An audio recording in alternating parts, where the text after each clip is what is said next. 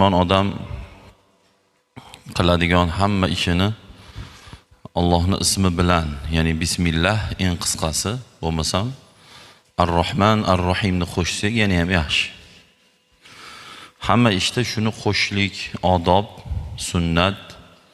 Payg'ambarimiz alayhissalom bismillah ish qilmaganlar birorta ishlarini. Qo'l yuvamizmi, atir sepamizmi, yechinamizmi, kiyinamizmi, olamizmi, qo'yamizmi, faqat bismillah. O'sha ishda barakat bo'ladi, chiroyli bo'ladi, o'sha ishda Alloh yaxshi ko'radi. Va o'sha ishimizda shayton sherik bo'lmas ekan. Bismillah qilgan ishlarimizda shayton sherik bo'lar ekan. Shuning uchun kunduzgi va kechki ishlarda hammasini bismillah bilan qilish kerak. Agar bismillahni aytmasak, undan barakat ketadi. Masalan, atir sepyapti, bismillah demasak, shaytonga ham qo'shib sepgan bo'lar ekan bizda. Bismillahni ovqat yemasak, shayton bilasizlar, u farishta emas, u jin. Ba'zi birlar farishtadir ekan, farishta emas. Alloh Qur'oni Karimda kana minal jinni deb aytgan. U jin degan. Shayton jin toifasidan.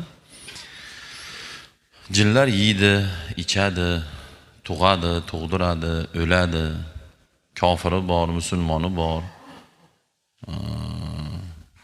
Yomoni bor, yaxshisi bor, fohishasi bor, o'g'risi bor, to'g'risi bor, taqvodori bor. Hasadgo'y ichi yiring, balchig'i ham bor. Bizda qanaqalar bo'lsa toifalarda. Jinni ham shu bir xil. Biz tuproqdan, ular o'tdan yaralgan. Farqi shu yerda. Shuning uchun hamma ishda bismillahirrohmanirrohim deyish kerak. Lekin gunoh ishlarga bismillahni qo'shish u ikkinchi gunoh hisoblanadi. Bismillah deb nos cheksak, nos chekish birinchi gunoh bo'lsa, unga bismillahni aytish ikkinchi gunoh bo'lib qoladi. Bismillah deb karta chilla bo'lmaydi, bismillah deb sigaret chekib bo'lmaydi. Xullas yomon, xunuk, uyat dinimizda qilib bo'lmaydigan ishlarga bismillahni aytib bo'lmaydi. Bu degani bismillahni aytmay qilavering degani emas o'zi.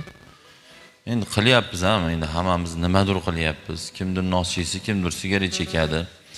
Kimdir qimor o'ynasa, kimdir g'iybat qiladi. Har xil. Masalan, ba'zi birlar aytadiki, "Xo'p, deydi, mana ular aroq ichib o'tiribdi" deydi. Xo'p, to'g'ri, u yomon ish, gunoh ish, uni unaqa qilib bo'lmaydi, to'g'ri. Lekin